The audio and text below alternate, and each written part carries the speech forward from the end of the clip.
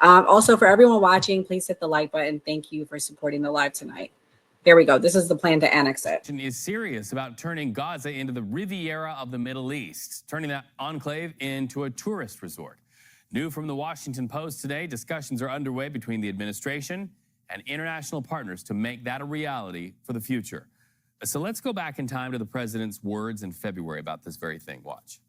The U.S. will take over the Gaza Strip, and we will do a job with it, too. We'll own it and be responsible for dismantling all of the dangerous unexploded bombs and other weapons on the site, level the site, and get rid of the destroyed buildings.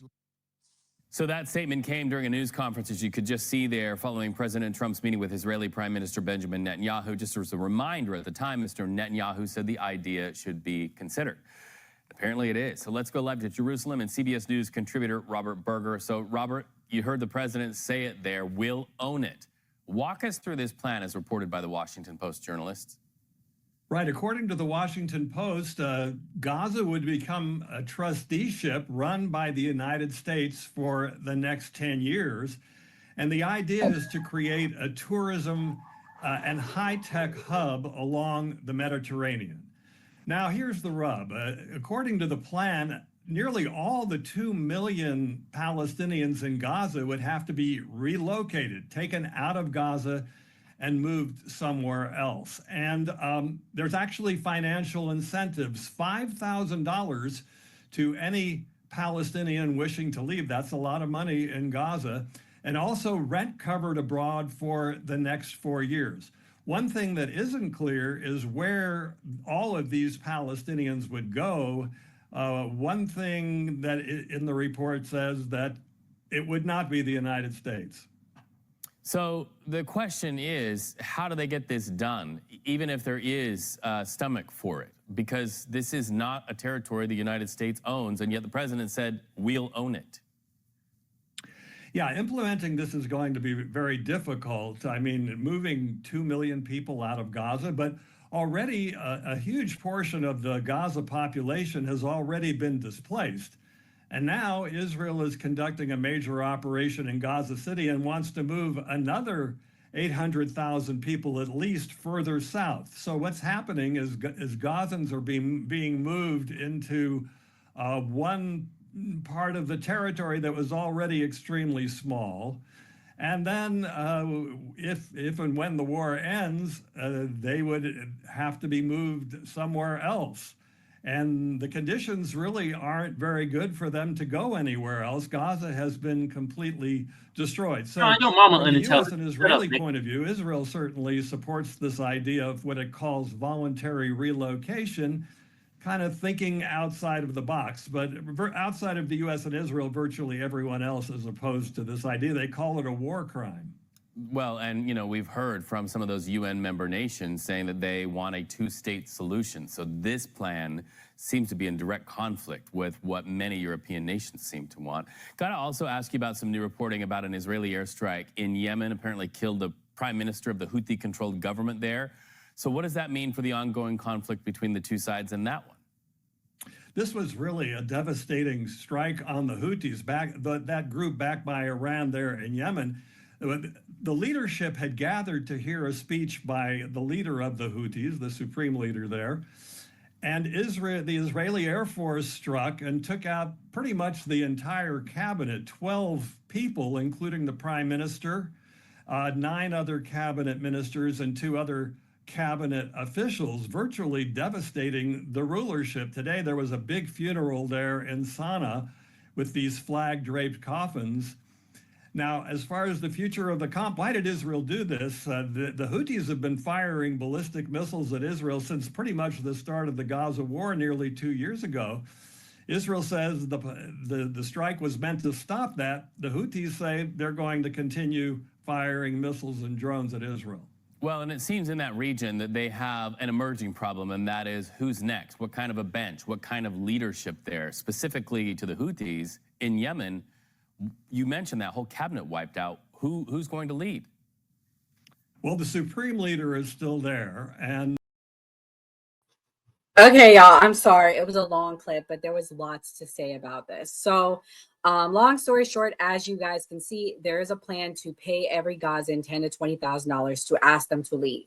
For those that decide not to leave, they will be cattling them into sections of Gaza and basically having them live, long story short, under a police state. They will be militarized or protected or what's the term, like policed by the IDF.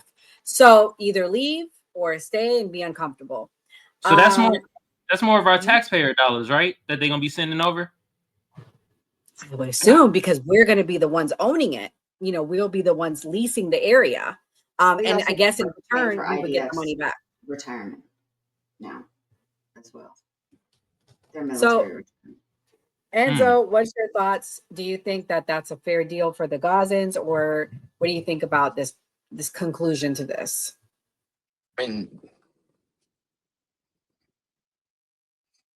this is not a war. This is straight up genocide. I keep saying it. I mean, I'm glad. I mean, they're getting something, but they shouldn't have to leave their home after Israel did what they did to them. They said that it's like a double-edged sword. Like, I understand why they have to leave the area, but they shouldn't like have to leave the area and not be able to come back. That's my biggest fucking thing. Like, that's their land. That's where they're from, and to cattle them into areas and bring them south. I mean, Netanyahu looks like you pulling out of a old man Adolf's book right there. What you gonna do with them next? You're gonna put them in a certain area. Then what are you gonna do? Like, but if that happened to them in 2025, whole world will be up in arms. Can't do that to them, but it's a bunch of brown people. It's okay. It's okay. Don't look over here. We're gonna unalive the journalists. Don't look over here. Nothing's really going on. Bunch of fucking bullshit. Get APAC out of our fucking government. Stop funding all this bullshit. I'm sorry. I'm sorry if you're going off like I am, but this is just disgusting. And it took them, hold on, how long? Almost 4 years to say it's a genocide when everybody else has been saying it's a genocide. Okay. Me, I'm a little fresh to this. Nora and Mia opened my eyes to exactly what was going on there. I'm going to keep saying that for everybody that knows me from before. I just didn't care what was going on. And then Nora opened my eyes to everything. And now I'm seeing it for what it is. So, but it took them 4 years to understand this now. Everyone that's been paying attention to it. Like you said, like, come on, we all doctors, and I'm Dr. E, and I land my plane. Okay, people in the chat, I said we're gonna have balance. So I'm gonna play another clip. This is about Israel's position, and then I'll let the ladies respond. Pretty much here, this is how it started, where we're at, what's the status of the hostages. Since everybody always says the hostages, the hostages. Here we go.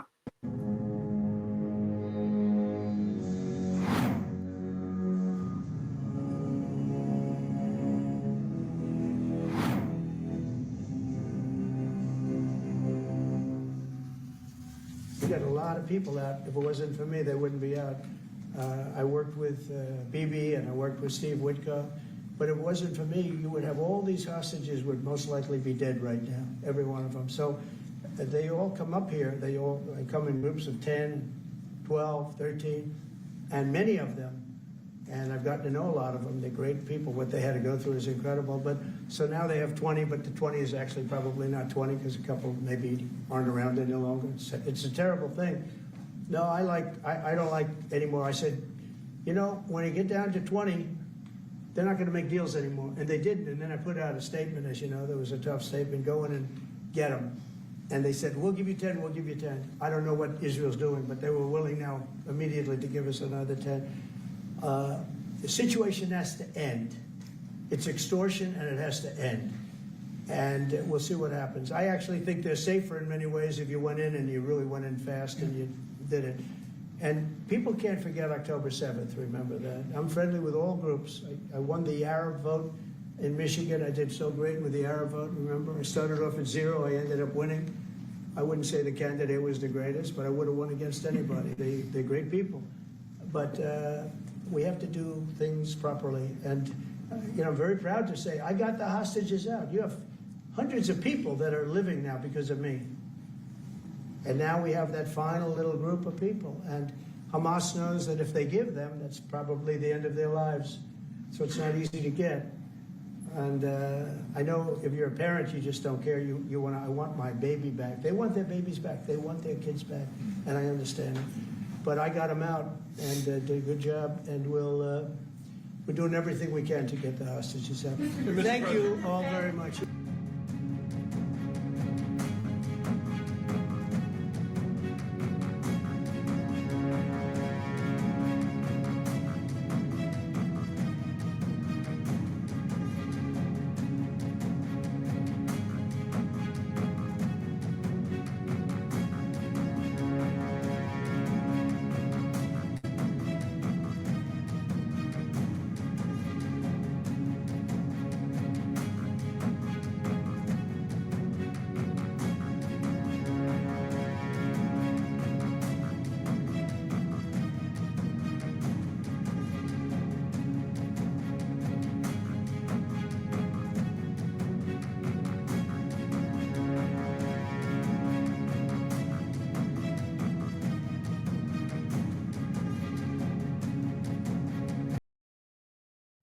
All right. So, Mia, what's your thoughts? The hostages are still there. What do you think about the clip we watched and everything? I mean, I'm sad that the hostages are still there. I'm obviously sad that there are any hostages at all. There shouldn't be any hostages whatsoever at all. And obviously what happened on October 7th was deplorable and despicable. No good.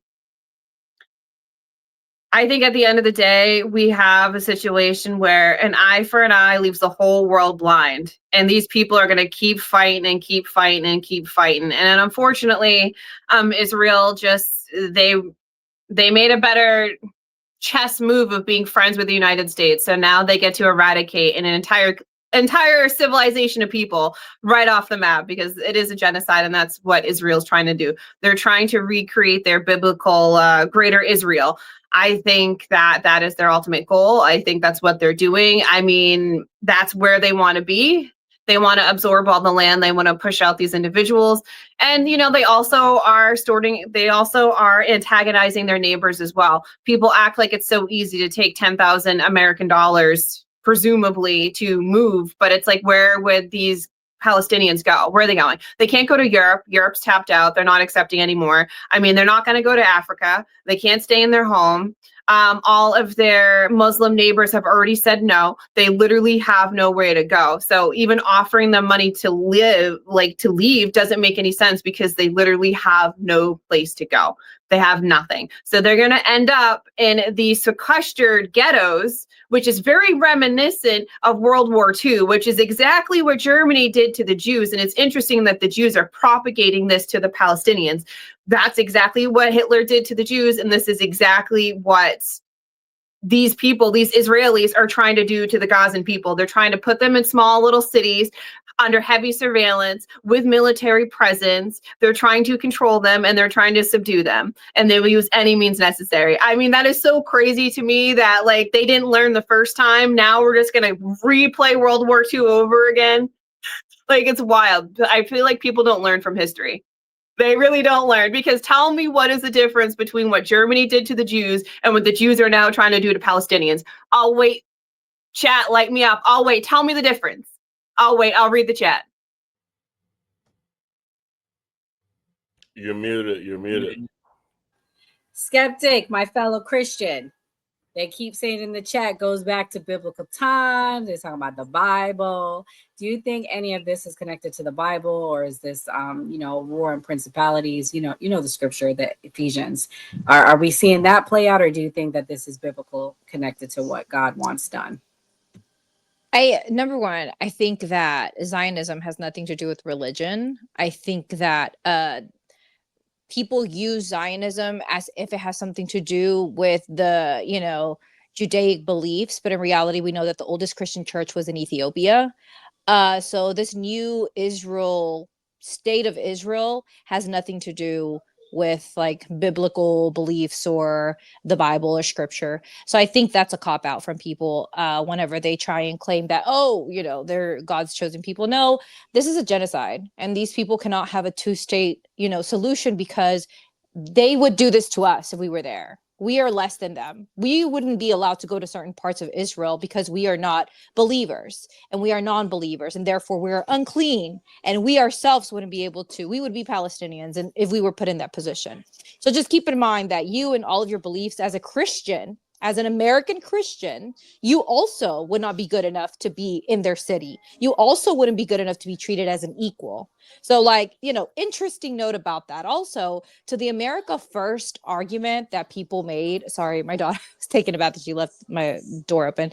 I think it's interesting because here we are going to cut 15 million people out of healthcare, which is what the John Hopkins Institute of Health has concluded from the big beautiful bill. 15 million Americans will go without health care, but we will send billions of dollars to Israel in order for them to unalive people that are indigenous to a land. Like, think about how crazy that is. And then scream America first.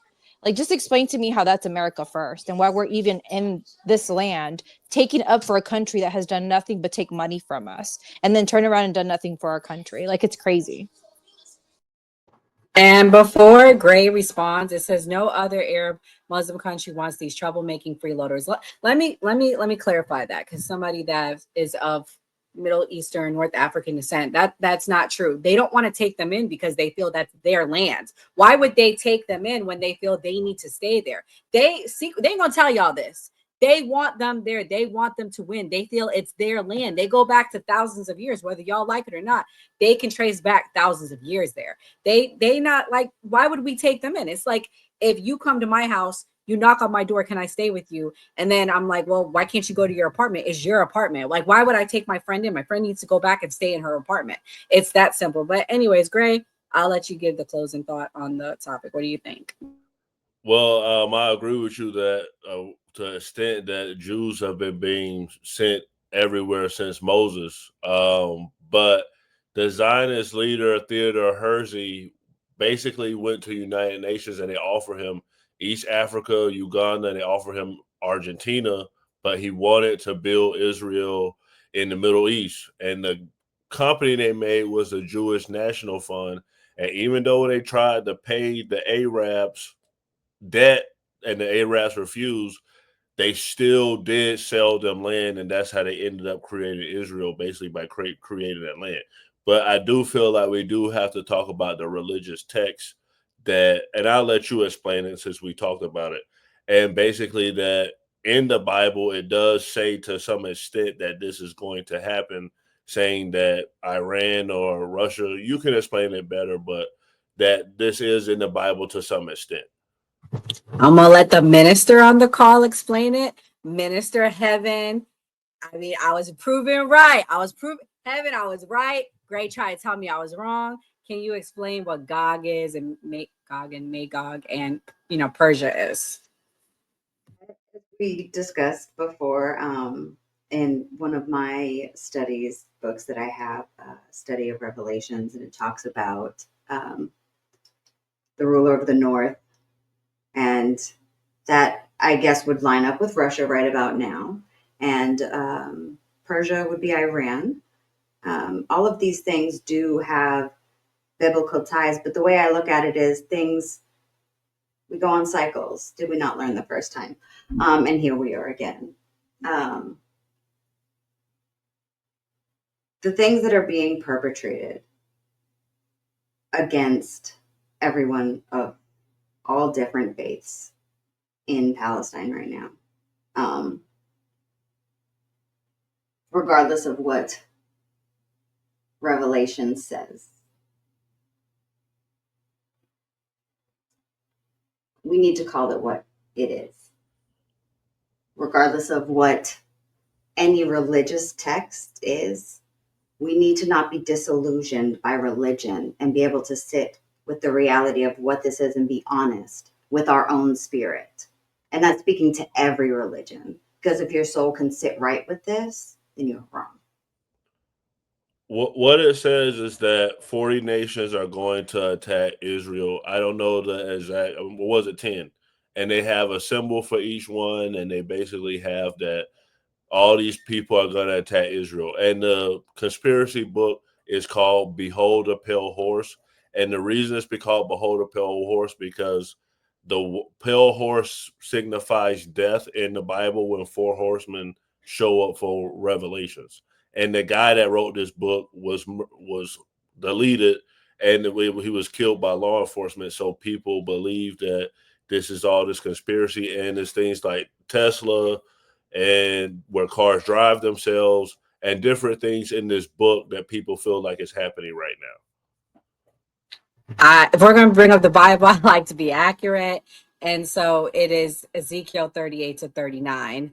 And it talks about Gog and Magog prophecy. It describes a coalition of nations attacking Israel in the last days, with God defeating them dramatically. And supposedly it represents Russia and Iran as the two. So just want to be accurate. But anyways, nevertheless, we're going to start doing some closing thoughts. Shout out to everybody in the chat. Thank you so much for coming. Yeah. I didn't want to misquote. I didn't want to say anything without like having the text in front of me. So thank you. I know you guys are all real quick with the fingers and typing and looking up information. I'm like, let me get my hard copy book here. I got it all highlighted. Well, you want to do your closing thoughts and talk about it, No, it's fine. It's fine. You clarified. So thank you. I just appreciate you clarifying. I didn't want to get it incorrect. Nah, Heaven, you got to do your closing thoughts first, because I ain't gonna lie, closing thoughts be whooping your ass at times. You closing thoughts be. You might need a moment. I'm gonna let somebody else Look, go because we talk about so much. I have so many thoughts. I have to pick one. Then I'm like Rolodex of thoughts. Okay, give me a second. It's a lot of them. Not my fault. I got so many tabs open. I'm gonna let the quick-witted one go first. Skeptic, what's your closing thoughts? I think she froze. Oh no. Okay. Can you pull her down? Wait, never mind. I did it. She froze. Skeptic, are you there, Skeptic? Are you muted, Skeptic? Uh-oh. Can y'all hear me? Yeah, now we can. Okay. I was late. Okay, I'll let you go. Go ahead. Sorry. I was gonna say, with the whole like Israel thing, I don't normally like look into conspiracies or anything like that, but the October 7th thing to me just does seem to be a little bit like weird, being that the Egyptian government came out and said that they had warned Israel. I just feel like the way that they're going about it, and I saw an interview with a US doctor, I think his name was like Muhammad Alil. He was talking about how they go over there and they help people in the Gaza Strip, and they're literally without water, without electricity, without any kind of like what they need to help people survive. And they're talking children, women, and it's like crazy, because I hear like people from the Israel government deny it as if it's not actually happening, and then trying to explain away why they are unaliving people when they're literally asking for, medicine or food is crazy. So I do think that, like, I feel like there should be more of an outreach for this, which I always say this, but it's crazy. Like, it's really, really wild to think that our government is going to support this.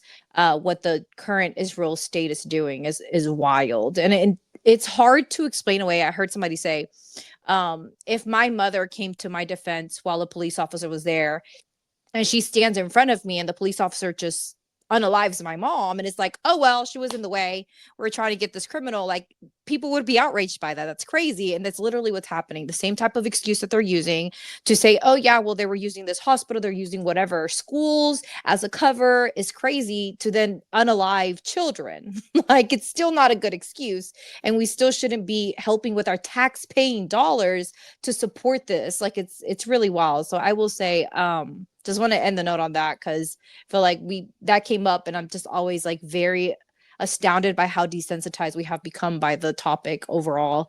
Follow us on TikTok. We have been having really good lives lately, so we are on Castles Live, or Follow Me Skeptic on TikTok. We go live. I want to say I've been consistently live at least once a day, so follow me on there. You gotta hit us with your tagline. Yeah, you never do it anymore. Don't let anybody trample on your constitutional rights. Yeah, there we go. Shit. Heaven, you ready, or you want someone else to go for next?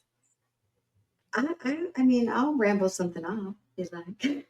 Oh, I just want I to always get have plenty of thoughts. together. Okay, here. Because I can make it. I can look. I'll land a plane real quick.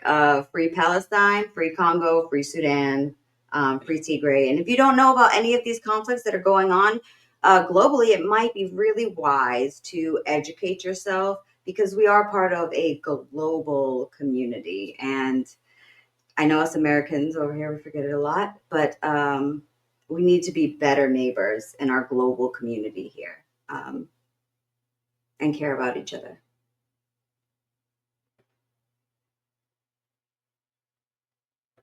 Okay. Mia, you ready?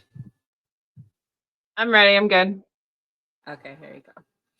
Hey, so as for my final thoughts, if you are not already following us and subscribe to this channel, please like, follow, and subscribe to this channel. All of us are on TikTok as well. You can find me on TikTok, where that is where I live most of the time, at It's Mia Not Maya, and that's where most of my engagement is. But we are all on TikTok. You can find us all there.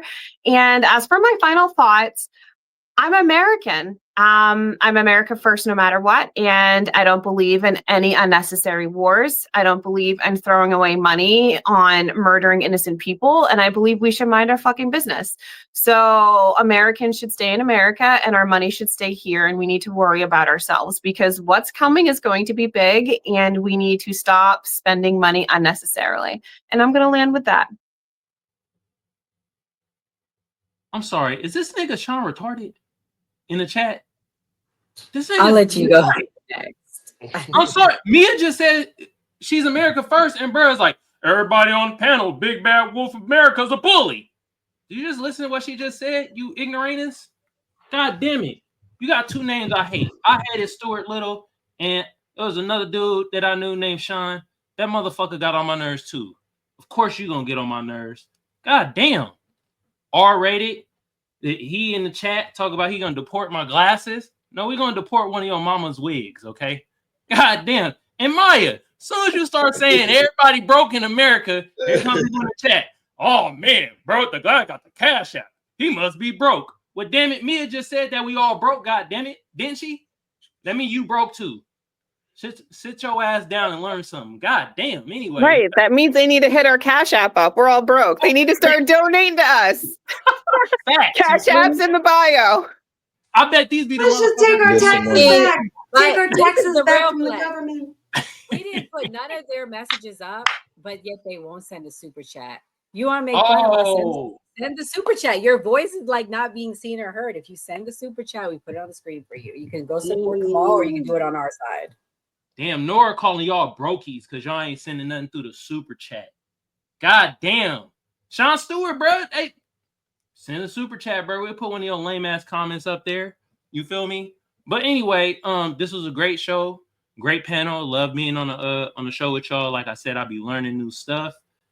Today the chat was jumping though. Even though some of y'all was kind of tarding out on the damn chat, I was like, God damn, bro. Especially Stuart Sean, man. God damn, boy, retarded. But anyway, Rhonda Clantes almost made me throw up.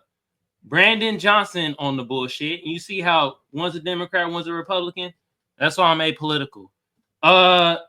It is a genocide going on in Gaza. If you got fucking eyes, even Ray Charles can see that shit. And what else? Donald Trump out here. I don't know if it's a drug boat, but if it was, is he really fighting the war against drugs, or is it something more sinister going on? I don't the hell know. All right. But I do know Sean Stewart needs to get the gerbil out his ass and quit playing patty cake with rated R. Shout out to everybody else in the chat though. Y'all's cool in the chat, you feel me? I'm done. I don't want to talk about nobody else in the chat. Appreciate y'all on the panel. You feel me? Y'all go follow everybody on the panel. Follow the new party. Pin on my channel. It's pinned to the top of the chat. Go follow the new party. And then on my end, Kamal Johnson Network. Come over there. You detractors come over there. Sean Stewart and Rated R and the other motherfucker that was too broke to have even a username. He said I'm broke. Your name is subscriber. How? What? Come over to Kamal Johnson Network and say that shit. All right? God damn. Y'all be fucking stuck on stupid. One person say one opinion, everybody in the chat. Oh my God, all y'all think the same. Bro, one person talked. What are y'all talking about? We got multiple people on here with multiple different opinions on shit. Good Lord. Maybe they'll be happy when they see a white tee face, even though he's not white tee. Here you go, Enzo. Yeah, they get on Enzo case too. They were talking shit in the chat about Enzo. I'm like, God damn. Locally The hated. chat didn't like nobody.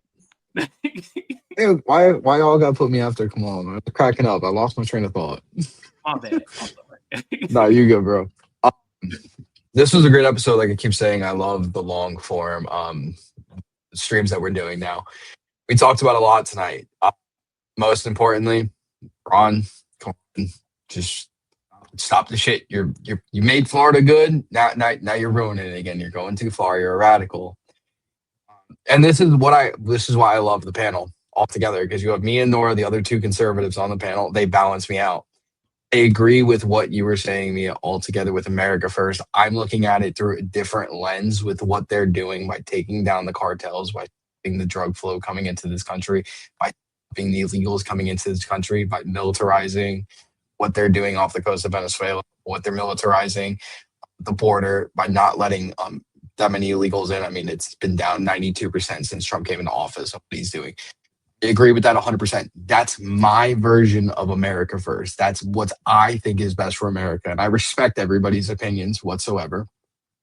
Like I said, that's just subjective to me. That's what I think it is best. And most importantly, going to close with Gaza. You either die here or live long enough to see yourself become the villain. You took a page out of fucking Adolf's book and you're doing exactly what to them. Get AIPAC out of the government. Stop funding Israel altogether. Stop funding this genocide. World, wake the fuck up and actually stop what's going on. E out. Man, Enzo, that's why they getting your TikTok, bro. That's why they going after your TikTok because certain things is being said, bro. Oh Take Lord. me down for speaking the truth. Yep, bro. Shit, man. Hold on, Gray. I had to move you. Okay. What's your Oh, closing can I say one thoughts? more thing? My bad, Greg. Go ahead. My fault, bro. No, go ahead. What you want to say? Y'all want to know somebody called me an Uncle Tom in the chat because I said Ron DeSantis is a cracker? They called me an Uncle Tom. Nora got mad that you said that too. What?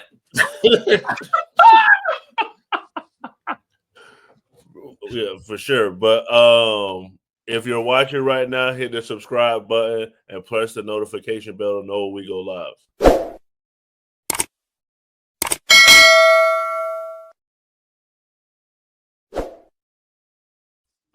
I want to pair what Kamal said about the chat jumping and the views are getting bigger and bigger, and it's thanks to the cast. I feel like all of us pull our weight, all of us do all types of different stuff, and that's what's got us to this point. And I feel like we'll all be successful together. And like Skeptic said, let's do a meet and greet next year. And I feel like by that time, hopefully, we're super huge and we just continue going down this path. As far as everything that we talked about today, I would say that it mostly is around nationalism. And I have no problem with nationalism. It's just that nationalism itself is not bad, but nationalists can lead to other things if you hate other groups or you're trying to create something just based on what the government wants. So for me, I feel like everybody can have their own train of thought, but sometimes we should just do what makes sense or what mathematically or scientifically makes sense. Other than that, it was a great show. Thank you, everybody. Like we always say on New Party, always vote. Okay, guys. So thank you to the team. Thank you to John, our amazing mod. We are looking for moderators. You need to come and behave first, and then we can make you a mod. I don't know if I trust some of y'all, but nevertheless, thank you to all the new fans that we have and the supporters. Shout out to the team. So my closing thought is this. I'm going to end on 1 Peter 2:9. But you are a chosen generation, a royal priesthood, a holy nation, his own special people, that you may proclaim the praises of him who called you out of darkness into his marvelous light. And the chosen people is the church of Christ, the bride of Christ. So there you go. That's my closing thoughts. God bless. Have a good evening.